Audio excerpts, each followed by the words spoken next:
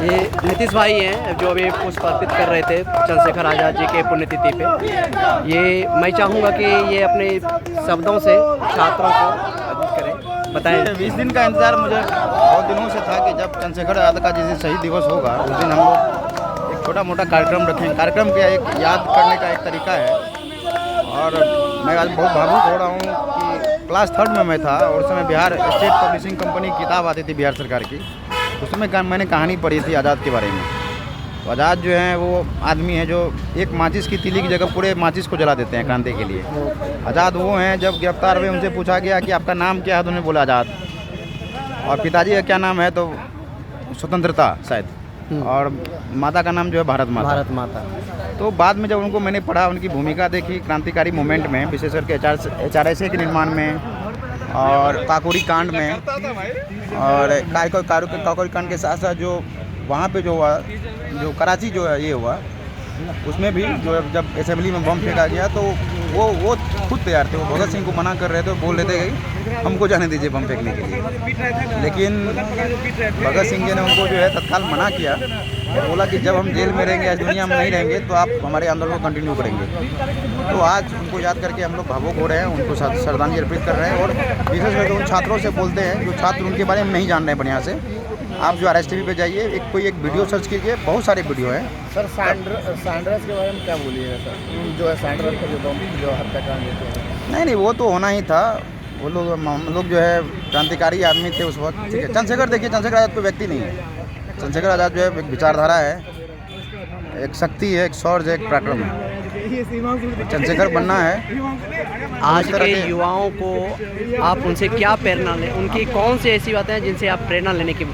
नहीं, most important विचारों की आज़ादी होनी चाहिए। वैसे कुछ विचारों फ्रीडम ऑफ लिबर्टी जो है डेमोक्रेसी का सबसे एसेंशियल ये है, एसेंस है, तो वो होनी चाहिए। थैंक फोटो वगैरह डाल देते हैं। इधर देखिएगा सुधाकर, ये सुधाकर भाई हैं, ये पुष्प अर्पित कर रहे हैं अभी।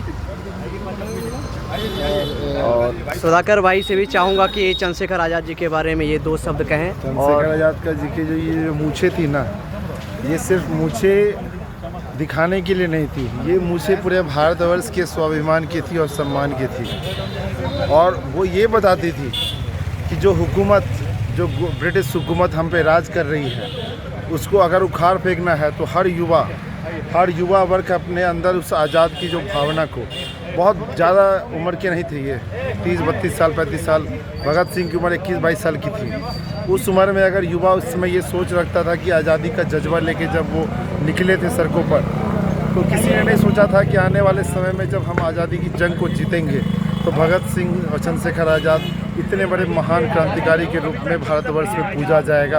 और आज भी अगर क्रांति की अगर आवाज़ दी जाती है तो आज़ाद और भगत का नाम सबसे पहले लिया जाता है।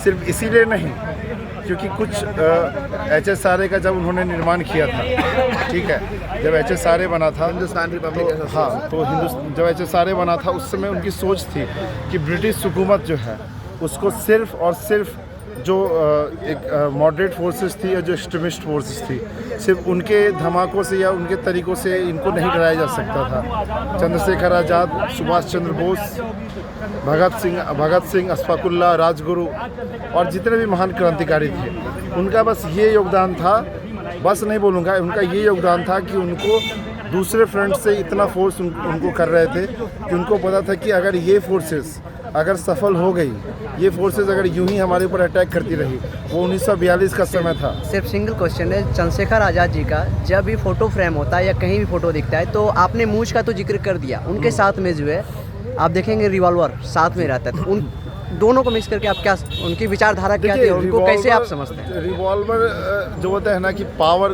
को, सिंबल को शो करता है। रिवॉल्वर युवाओं की शक्ति को शो करता है। सिर्फ रिवॉल्वर को आप लिटरल सेंस से मत लीजिए कि आप उस हथियार को उठा लीजिए। रिवॉल्वर आपको ये दिखाता है कि ये ताकत है आपके पास। जो रिवॉल्वर के पास उस समय की जो ताकत हुआ करती थी, आज वही ताकत हमको बैलेट के रूप में मिली है, क्योंकि हमारा देश उस समय आज़ाद नहीं था, लोकतांत्रिक अधिकार हमारे पास नहीं थे। लेकिन आज हमारे पास उस रिवॉल्वर की जगह पे बैलेट की पावर है, और उस बैलेट की पावर को हम यूज़ करेंगे तो उस रिवॉल्वर की पावर से ज़्यादा यूज़फुल है। हत्याकांड को किस रूप में देखते हैं आप? मतलब कि वो एक ऐसा था